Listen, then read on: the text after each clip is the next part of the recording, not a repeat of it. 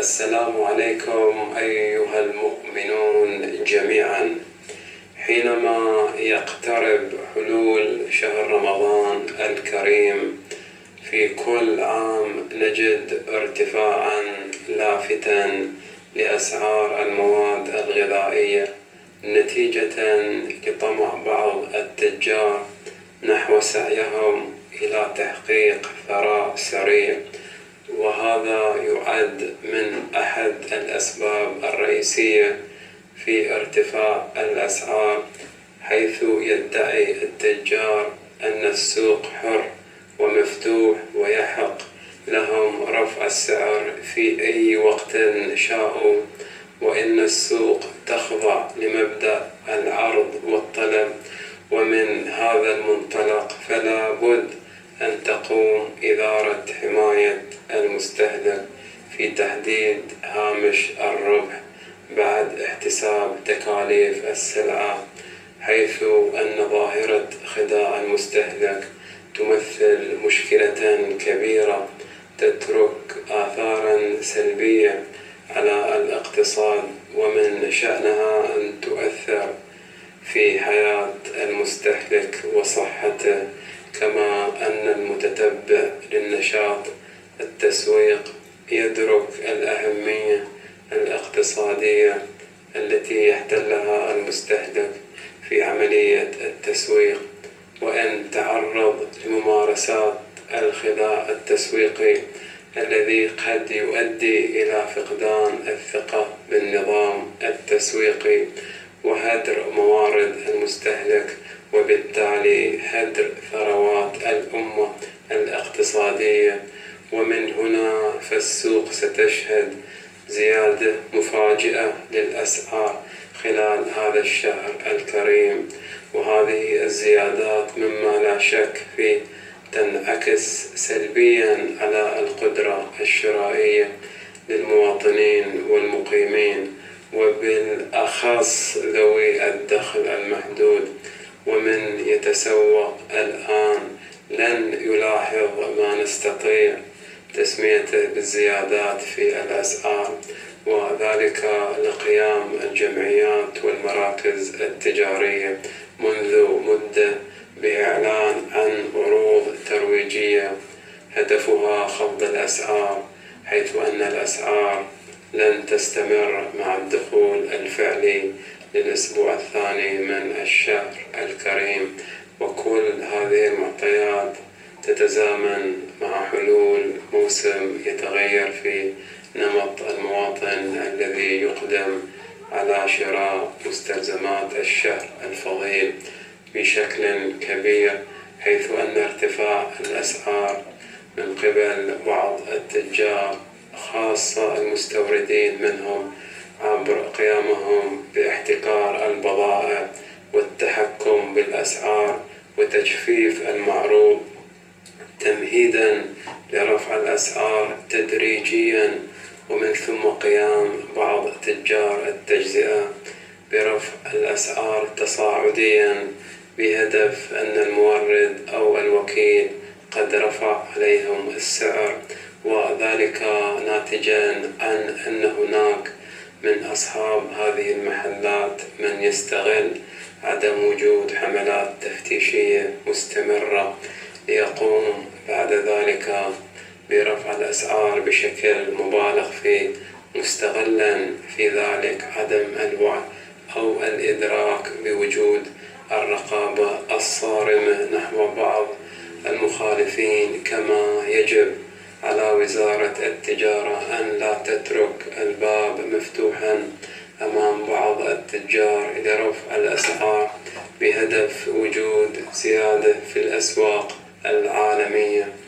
عليها أن تتأكد وتراقب ما يدور في هذه الأسواق، ومعرفة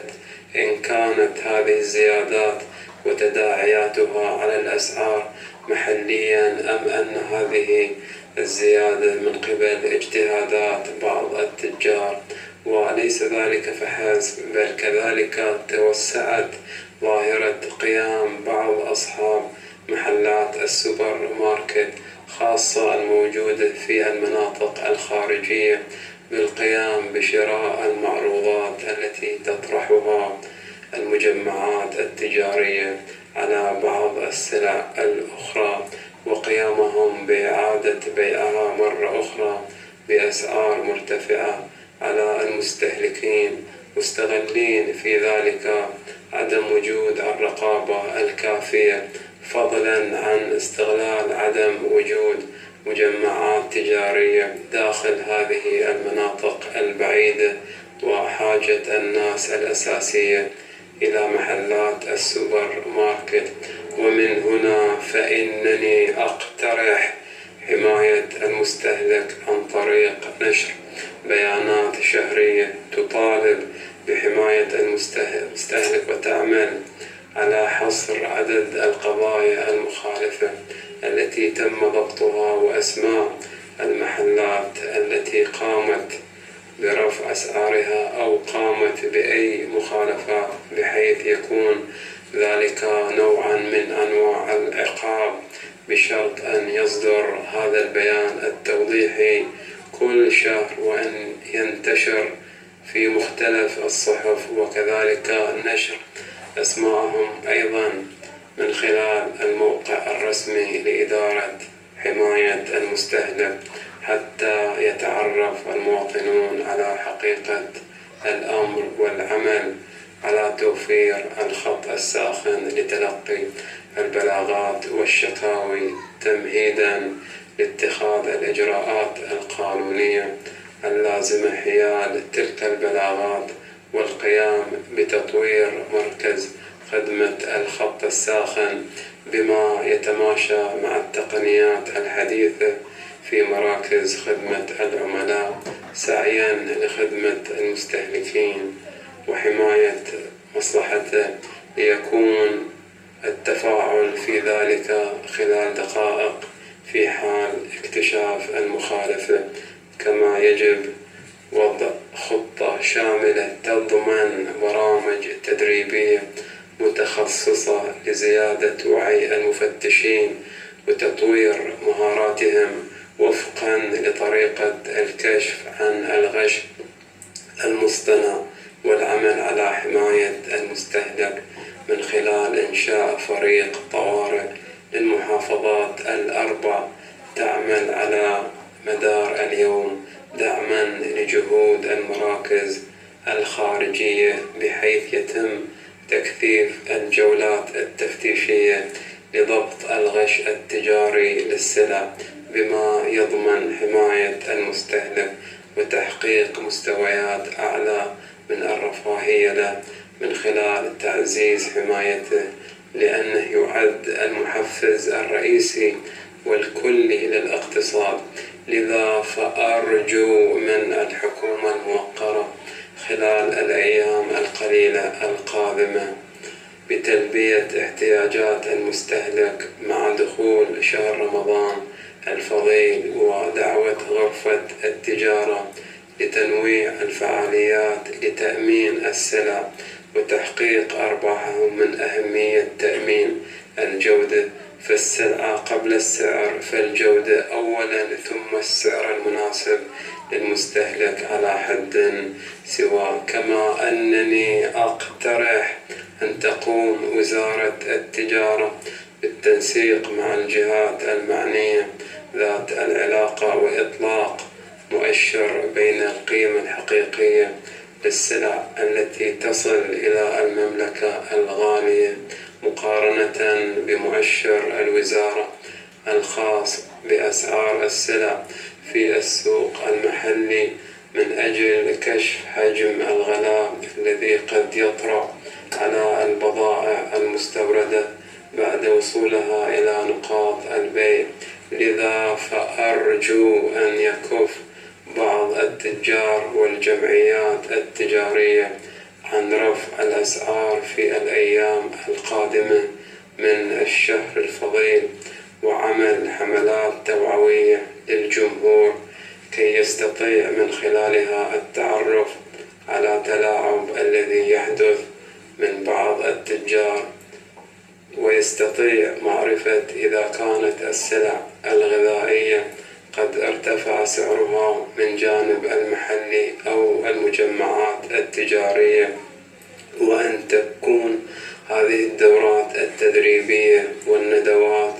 بعضها تكون الجماهير داخل المجمعات التجارية، والبعض الآخر في قاعات المحاضرات،